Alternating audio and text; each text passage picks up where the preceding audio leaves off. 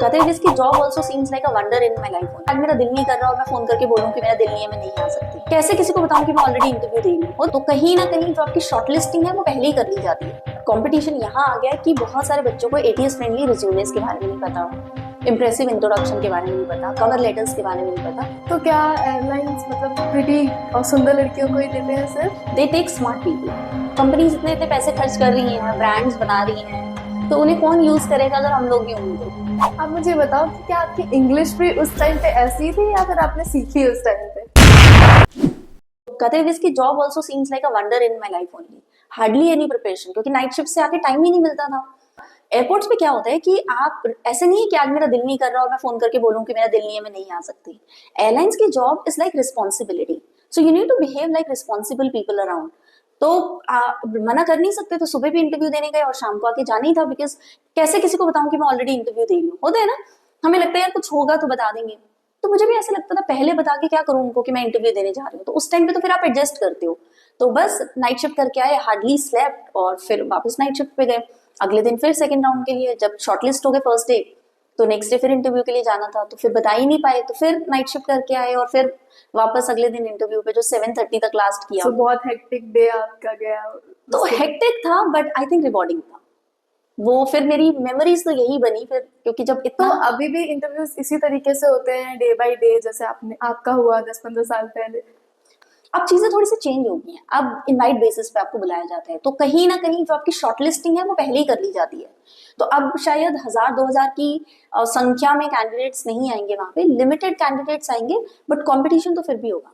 अब ATS friendly resumes चल पड़े हैं, शॉर्ट लिस्टिंग पहले हो जाती है, एयरलाइंस इनवाइट बेसिस पे आपको बुलाती हैं टू इंश्योर कि वो भी जो एचआर है वो भी तो at the end of the day इंसान ही है ना। So imagine if you have to take 2,000 people or 3,000 people in a day, and just you have to heard the same question like an introduction. Why do you want to join this industry? Why do you want to become a crew? Why do you want to join our airline? Questions तो वही रहते हैं, but imagine सुबह से शाम तक आप यही पूछे जा रहे हो। भी थक जाते हो। हर कोई थक जाता है, हर कोई इंसान है ना। तो अब चीजें थोड़ी सी बेटर हो गई हैं, बट कंपटीशन यहाँ आ गया है कि बहुत सारे बच्चों को एटीएस फ्रेंडली रिज्यूमेस के बारे में नहीं पता, इम्प्रेसिव इंट्रोडक्शन के बारे में नहीं पता, कवर लेटर्स के बारे में नहीं पता। तो वो कहीं ना कहीं उनको लर्निंग की जरूरत है as per the era and the time. Other than that I think basic जो कंपटीशन है वो आज भी ऐसे ही है। आज भी हमें ऐसे एनर्जेटिक इंथुजियास्टिक इंडिविजुअल्स चाहिए जो हमें लगता है कि इंडिविजुअली भी अपना काम करेंगे और एज अ टीम प्लेयर भी बेस्ट परफॉर्म करेंगे, जो अच्छे कम्युनिकेटर्स हैं, मतलब अपने थॉट प्रोसेस को, अपने आइडियाज को क्लियरली एंड इफेक्टिवली डिलीवर कर सकते हैं, किसी को समझा सकते हैं, किसी से बात कर सकते हैं, फ्रेंडली हैं, अप्रोचेबल हैं। तो ये सभी चीजें हैं जो आज भी इंटरव्यू में देखी जाती हैं। तो क्या एयरलाइंस मतलब प्रिटी और सुंदर लड़कियों को ही लेते हैं सिर्फ या फिर मतलब चॉकलेट कॉम्प्लेक्शन गर्ल्स को भी ले लेते हैं? देखो, कॉम्प्लेक्शन का फर्क नहीं पड़ता, कॉम्प्लेक्शन कुछ भी हो सकता है, लेकिन दे टेक स्मार्ट पीपल। सो जरूरी नहीं है तो आपको प्रिटी दिखना चाहिए, मतलब स्मार्ट दिखना आपको प्रेजेंटेबल दिखना चाहिए, कलर से फर्क नहीं पड़ता। तो प्रेजेंटेबल का मतलब what you wearing should be nice, well fitted, complete nicely iron, आपने मेकअप किया हो, स्पेशली अगर आप फीमेल हो। मेल भी हो तो कहीं ना कहीं हम उनको बोलते हैं कि आप अगर ज्यादा डार्क सर्कल्स हो रहे हैं तो थोड़ा कंसील करके जाओ। Don't go with that rough and tough manly look, नहीं चलती एविएशन में। हमें थोड़े से सोफिस्टिकेटेड लुक चाहिए। सो मेकअप करो and look good all the time, do your best. तो मेकअप से कहीं ना कहीं फर्क पड़ता है, आप अपने फीचर्स को एनहांस कर सकते हो and you can look better than what you actually do. तो अच्छा है ना, व्हाई नॉट। कंपनीज इतने इतने पैसे खर्च कर रही हैं, ब्रांड्स बना रही हैं, तो उन्हें कौन यूज करेगा अगर हम लोग भी होंगे तो। अब तो मेकअप करके मुझे भी अपने फीचर्स अच्छे लगने लग गए हैं, बिकॉज इनिशियली ऐसा लगता था कि अरे कुछ तो कमी है फेस में, जो लिपस्टिक लगाने के बाद भी नहीं जा रही है। पहले जैसे मैं आई शेडो लगाती थी तो डार्क सर्कल्स की वजह से आई शेडो अच्छा नहीं लगता था फेस के ऊपर, इसलिए मैंने कभी भी लाइनर नहीं लगाया। लिपस्टिक लगाती थी तो मुझे लगता था कुछ बैठा है मेरे होठों पे, तो मुझे बहुत अनोइंग लगता था। सबसे अगर कोई मुझे बोले व्हाट इज योर वीकनेस, तो applying makeup is my weakness. But अभी ऐसा कुछ भी नहीं है, अभी तो मैं कंफर्टेबल हूँ मेकअप लगाने में, और अब now I feel good after the makeup. क्योंकि अब आपने सीख लिया है, अब आपको पता चल गया है कि किस तरीके से अप्लाई करना है। तो वो जो स्टेप बाय स्टेप प्रोसेस होता है, अगर आप उसको फॉलो नहीं करोगे तो आपका मेकअप ना तो लास्ट करेगा और ना ही अच्छा लगेगा। तो जब हम चीजें सीख लेते हैं तब हमें एक्चुअल रियलिटी पता चलती है। तो यही बेस्ट पार्ट है ट्रेनिंग्स का। तो मेकअप की तो बातें हो गई हैं, आप मुझे बताओ कि क्या आपकी इंग्लिश भी उस टाइम पे ऐसी थी या फिर आपने सीखी उस टाइम पे? शीतल, जब मैंने 12th क्लियर करी तो मैं एक गवर्नमेंट स्कूल से पास आउट हूँ, मैंने सर्वोदय कन्या विद्यालय, जो बेसिक गवर्नमेंट स्कूल्स होते हैं हिंदी मीडियम, मैंने वहां से अपनी स्कूलिंग करी है। मैंने बहुत पहले ही ये डिसाइड कर लिया था कि मैं क्रू बनना चाहती हूँ। इनफैक्ट मैं भी 8th और 9th स्टैंडर्ड के अंदर मैं ये डिसाइड कर चुकी थी कि मैं क्रू बनना चाहती हूँ लाइफ में। तो मुझे ये पता था कि इंग्लिश बहुत जरूरी होती है, और being from a government school and Hindi medium school मुझे ये कहीं ना कहीं कमी लगती थी। So I am grateful to God कि he has also supported me. तो मुझे जिस जिस एरिया में कमी लगती थी मैं हमेशा उसके ऊपर वर्क करती थी।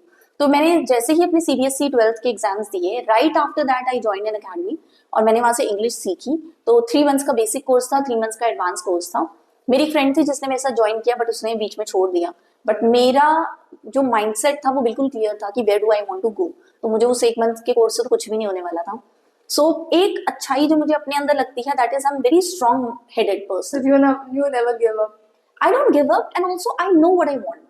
So I don't get intimidated by people's opinion. तो अगर उसने छोड़ा भी तो मुझे से फर्क नहीं पड़ा। मैंने अपने पेरेंट्स को बहुत क्लियरली बोला कि देखो मुझे लाइफ में कुछ अच्छा करना है और इंग्लिश आनी चाहिए कैबिन क्रू बनने के लिए, तो मुझे ये कोर्स करना है। तो मेरे फादर ने अगेन सपोर्ट किया। उन्होंने मुझे एक सेलफोन लेके दिया कि आप अकेले जाओगे, अकेले आओगे, कभी आपको इमरजेंसी हो सकती है। तो उन्होंने मुझे एक फोन लेके दिया और पोस्ट पेड सिम डलवा के दिया कि आपको रिचार्ज के लिए भी सोचना ना पड़े। ऐसा ना हो कि आपको लगे कि भाई अब रिचार्ज करवाना पड़ेगा, या मेरे फोन में बैलेंस नहीं था, मैं फोन नहीं कर पाई, बता नहीं पाई कुछ भी। तो उन्होंने फिर वो मुझे नंबर लिया, और वो नंबर हमारे पास आज तक है। आज ऑलमोस्ट 2005 में मैंने अपनी 12th क्लियर की थी, तो इट्स बिन 20 years, बट ये 2005 में मैं आई थी इस दुनिया में। तो मतलब कभी कभी मैं देखती हूँ तो मैं सोचती हूँ कि क्या मतलब लाइफ है।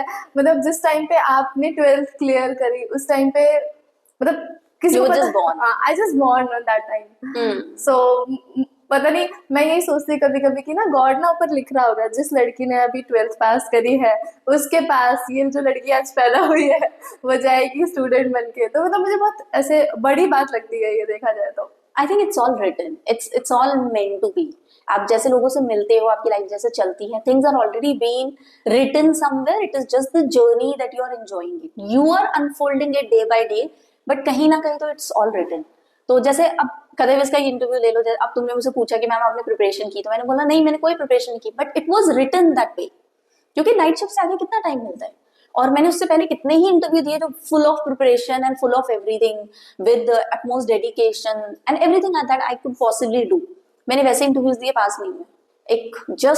एक इंटरव्यू देने गए without any preparation, but with the mindset कि ठीक है यार, will go with the flow.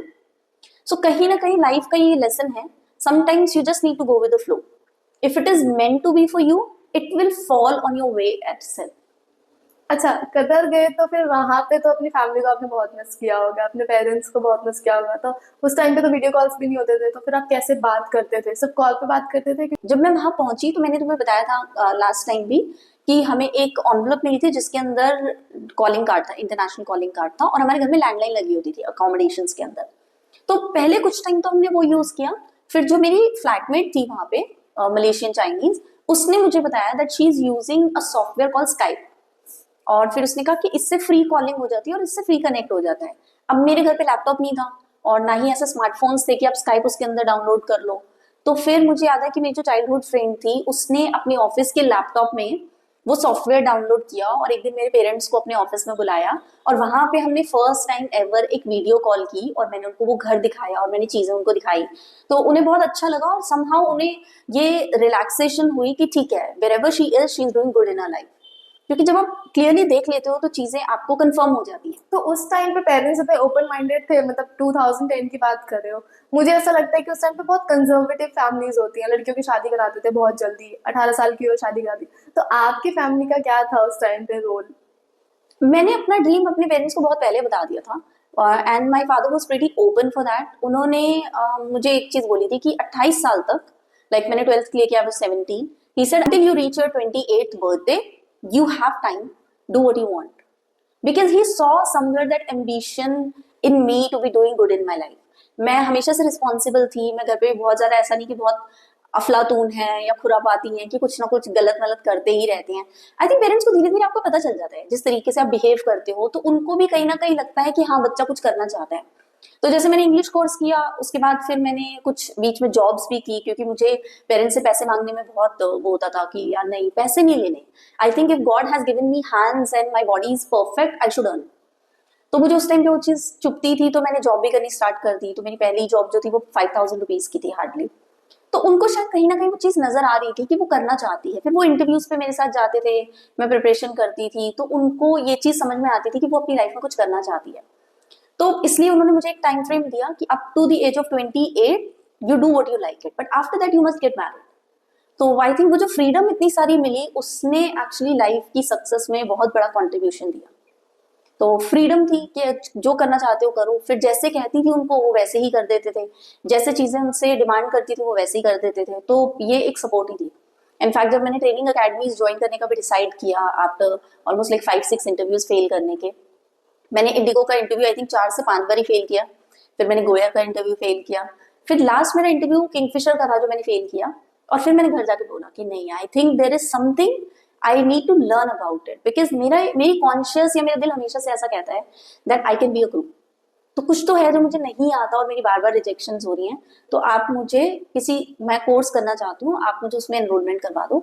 और फिर उन्होंने पूछा कहाँ से करना है, तो जो भी नंबर 1 नाम उस टाइम पे चलता था मैंने वो ज्वाइन किया। और फिर मैंने 1 साल उसमें भी उन्होंने मुझे असिस्ट किया। रोज घर से लेके जाते थे अपना काम छोड़ के क्लासेस के लिए। मैं ऊपर जाती थी क्लासेस अटेंड करने, वो नीचे वेट करते थे 2 घंटे, फिर मुझे लेके वापस आते थे, जस्ट टू इंश्योर कि जो मेरी जर्नी है वो थोड़ी कंफर्टेबल हो और वो जितना उसमें कंट्रीब्यूट कर सके अपनी तरफ से, he used to do that.